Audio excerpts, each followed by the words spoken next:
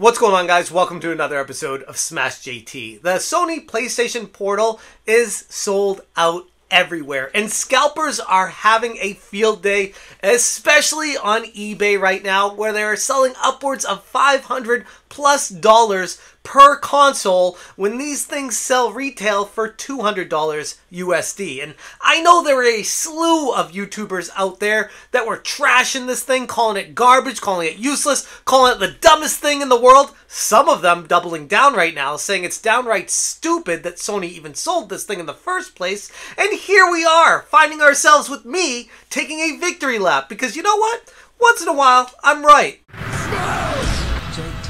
Hit that subscribe, give me a like, and check out SmashJT.com for my full breakdown of the PlayStation Portal scalper situation, which is a lot worse than a lot of people think it is right now. And I don't think this is going to get much better until after the holidays, meaning that the PlayStation Portal may be one of the must-have items for holiday 2023. Despite plenty of YouTubers leading up to this thing trashing it, calling it garbage, wondering what the point of this thing was, and then ultimately pre-ordering it anyways, telling their audience it's horrible, but then they get it. Despite all that happening, I was there telling you guys it's not as dumb as people are saying it is, especially if it fills a niche in your life that fits perfectly for you. And that's not for everyone.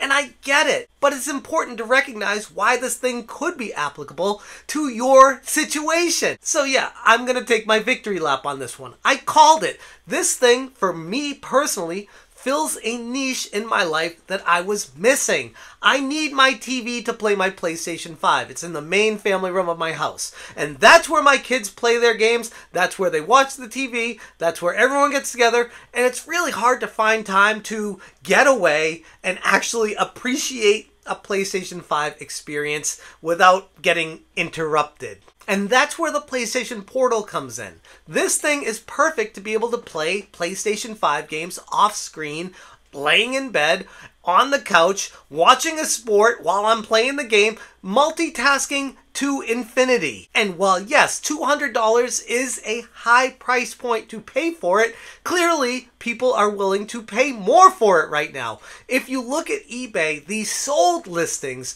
are showing multiple of them selling for over $450. Some of them going for around $500. This is a $200 item, meaning that some of these scalpers, after fees and shipping and all that, are clearing about $200 cash. And while yes, it's not the perfect device, and I talked about this in my previous video, it doesn't have the streaming of the games on it. It doesn't have an internet browser on it, so if you are at a hotel or using an airport Wi-Fi, you can't log into their network to accept the terms to be able to use it and play it literally anywhere, which would have been a very awesome addition to this thing. It's a very bare bones screen with controller that plays games via Wi-Fi direct connecting. Not to mention it doesn't have Bluetooth, which is such a crazy oversight that it infuriates me. But whatever, relative to what this is going to produce, it's a small gripe in the grand scheme.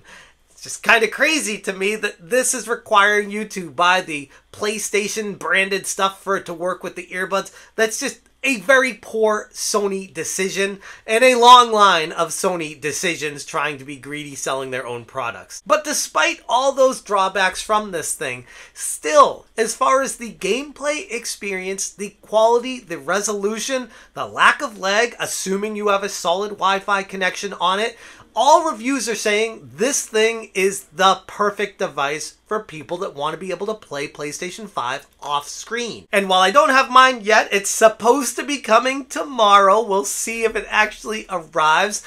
I'm very excited for it. It's one of those devices that I've been waiting for since they announced it, because I realized for my niche, the type of gamer I am, the gamer dad, multitasking and playing in bed before going to sleep, this thing is going to be perfect for me. I'm curious to find out how many of these Sony produced with the first run, and how many will get produced, shipped, and put available for sale prior to the holidays in 2023, because if this is it until next year, there's going to be some serious problems and shortages where there's going to be a lot of people wanting these as a holiday gift.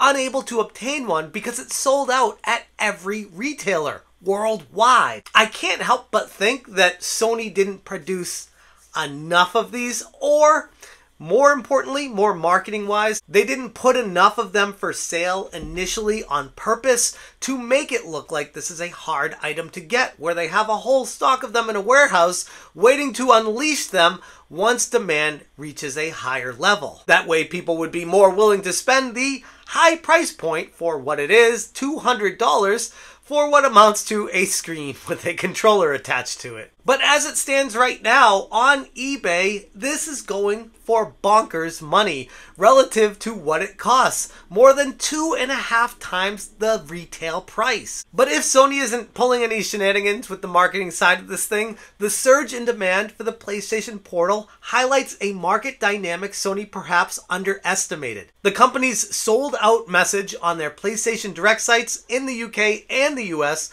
with promises of restocking, indicate a scramble to meet the unexpected surge in consumer interest. Sony's initial stock levels and their anticipation for the product's reception may have completely missed the mark, further fueling scalpers selling these things for ridiculously inflated prices. And I get it, I'm sure there's a ton of people out there that are just against buying scalper items, paying more than retail price. You'll sit there, you'll wait. But what about the people that want something for a gift and you can't find it in the store? Those are the people that are willing to break down and pay more than retail price for it because they're buying it as a gift for someone else. The PlayStation Portal's success can only be attributed to its unique position in the market. As a dedicated remote play device, it caters to a specific segment of gamers owning a PlayStation 5. Rather than deterring users, this limitation has created a unique appeal. And despite all the shortcomings and the skepticism from plenty of people on YouTube and social media in general, it has found its audience, proving that there is far more demand for such specialized devices.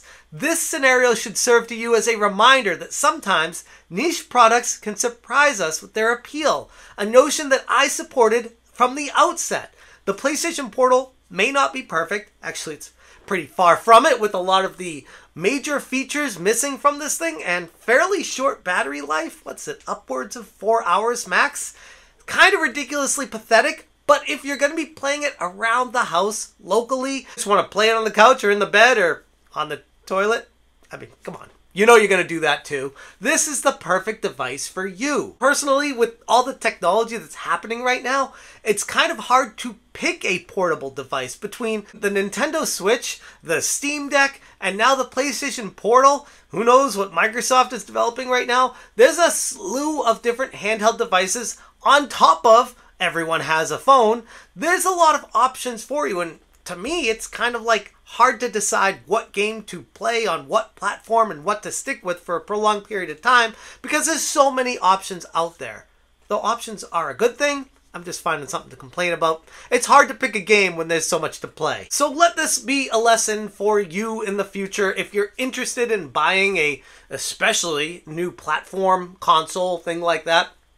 If you're on the fence about it, buy it, pre-order it, and if you decide you don't want it, don't pick up your pre-order, return it, or scalp it if you want to make some money on it. Not that I'm recommending people do that, but that seems to be what happens now when a new console comes out. Could only imagine what the next Nintendo Switch is going to be, what the next PlayStation is going to be, what the next Xbox is going to be. I guess that's where we're at right now as far as the consumer environment for video games and technology. It's you want to be first to it because if anything, inflation, these are staying the same price or going up in price. So now you have even more of a reason to rush to get it first. And if you decide you don't want it, at least you had the chance at the beginning. Otherwise, some people I know are finally getting a PlayStation 5 console after 3+ years of a pandemic of not having it, which is crazy to me. But such is the world we live in right now. Who knows what's going to happen next? But yeah, the PlayStation Portal resale market is going bonkers right now, and I have a feeling it's going to get a lot worse before it gets any better. I'm going to leave it there. Thank you so much for watching, and as always, you stay smashing.